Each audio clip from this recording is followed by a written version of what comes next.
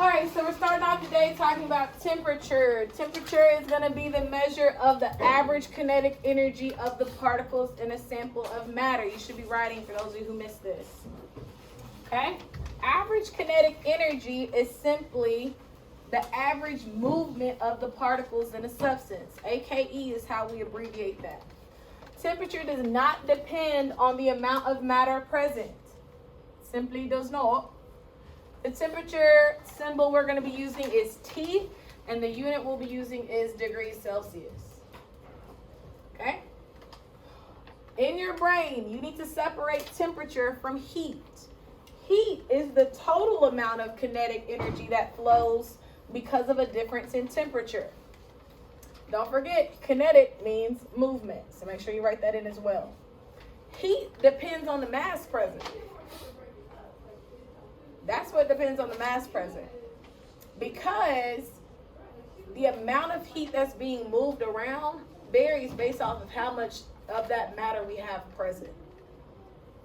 Okay, Jose, you have all this written down already? Okay. Perfect. Kinetic energy is your energy in motion. Oh yeah, your symbol for heat is Q, and your unit is joules or J. Right here, make sure you mark out this 1J and put 1 cal. Now, generally speaking, when we think of calories, add this to your notes, those of you who are already in here. Generally, when we think of calories, we think of food, right? Right. So there's actually a difference in the calorie there, but 1 food calorie, which is what you normally talk about. So 1 food calorie equals 1,000 cals, which is what we'll normally be talking about, our calories, which equals 1 kilocal. Huh.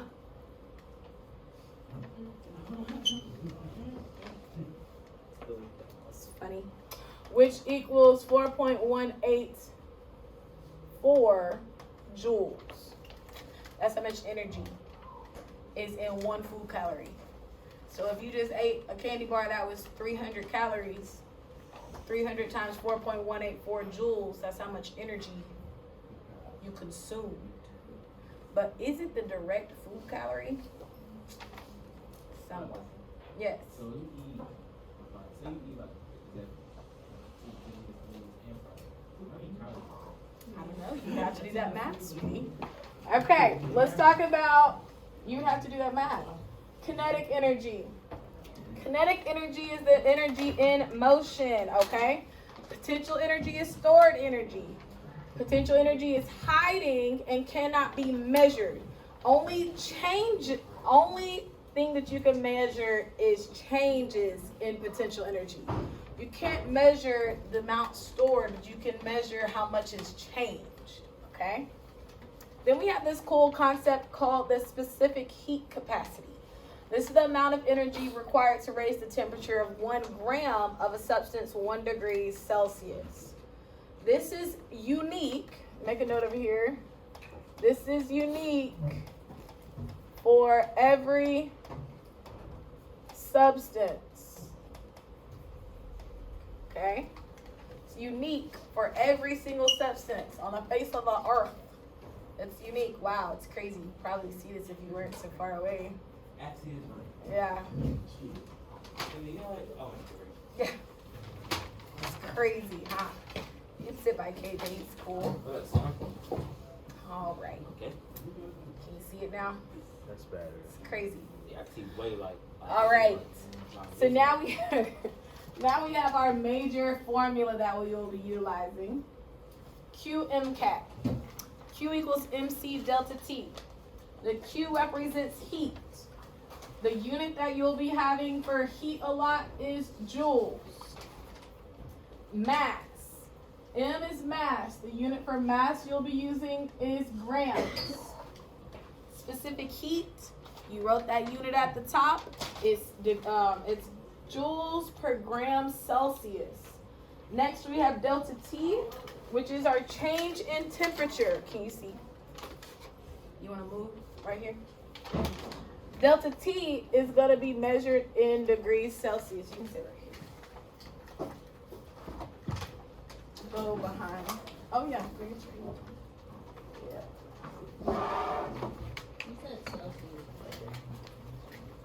Temperature is generally, it's going to be measured in Celsius. When heat is absorbed by a system, part of it goes into storage as potential energy, and part of it is used to make molecules move around faster. So if something is moving faster, your average kinetic energy is going to increase. If AKE increases, what happens to your temperature? It's going to do what? Increase. More movement, higher temperature. More movement, higher temperature. That's why we got this. Temperature measures your AKE, and your AKE is movement. Questions so far? Everybody good? Yeah, we're good. We're not done, Micah. Come on back, sweetie. You got the rest of them? Okay. Who was I waiting on? Okay.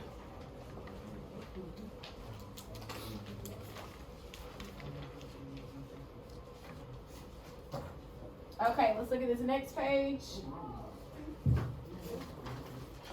Is that our graph?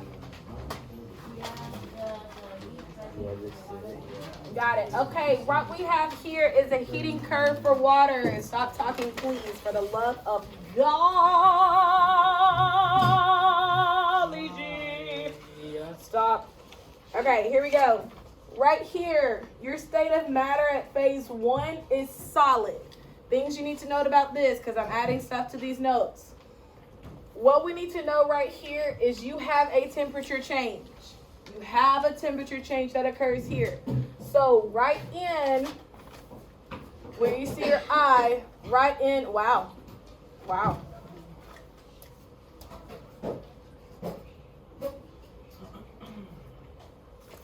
We're going to write in what's occurring here. This is going to be Q equals MC delta T at phase 1. Okay? It's because your temperature, heat is being used to change the temperature of the ice. Okay? What happens next is at phase 2. Phase 2, there is no temperature change. Because there's no temperature change, we can only use the mass and the heat of fusion. Mass and heat of fusion. So we're going to write that in here. Q equals MHF. MHF. Same thing we wrote here. MHF. Heat of fusion is the heat required to change 1 gram of a solid to liquid. Y'all are squinting so hard. It is MHF. MHF. Heat of fusion. Those y'all who blindly copy, now you know what's going on. Come on. MHF. This is your mass times your heat of fusion. Heat of fusion is a number that will be unique to each of your substances. Heat of fusion will change, and your C will change, which is your specific heat. Next, what are we going to write in for phase 3? Phase 3 is when we are finally a liquid. A liquid, and because the temperature is changing, you're now going to have to consider temperature in your equation. So now you have Q equals MC delta T. Go and write that by phase 3 in the graph quickly. This is when your temperature is being, heat is being used to raise the temperature of the liquid. At this point, you don't have any more ice. It's straight water at this point. So go in and write Q equals MC delta T onto your graph at phase 3. At the top. Very good. At phase 3, you should be writing in Q equals MC delta T.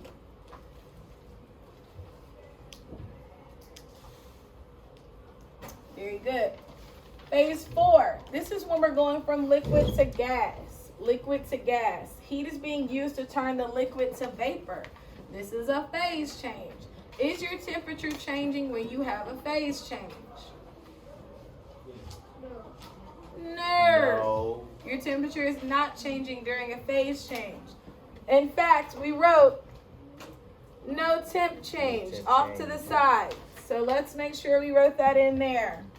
Heat of vaporization is the heat required to change 1 gram of a liquid to gas. 1 gram of a liquid to gas. Let me zoom out so you can see everything. I'm assuming, did I put phase 5 on the back? No? Is it on the next page? No? Okay, let's go ahead and write that in at the bottom here. You have room? Make room. Here we go. So this is phase 5. Phase 5 is when you are a gas. Okay? For phase 5, heat is being used. Heat is used to raise temp of what? What is it being used? It's used to raise the temperature of the gas. So you should be writing this in. The formula you need there is Q equals MC. Answer me this. Is the temperature changing at phase 5? Yes, it is. So we're going to use Q equals MC delta T.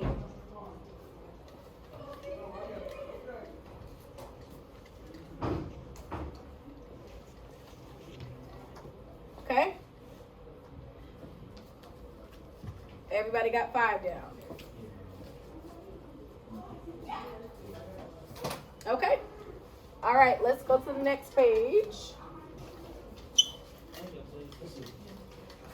I know, I'm going to try to see if I can do all of it in one video or not. Let me see if I can. Just rock with me, okay? All right, so next we have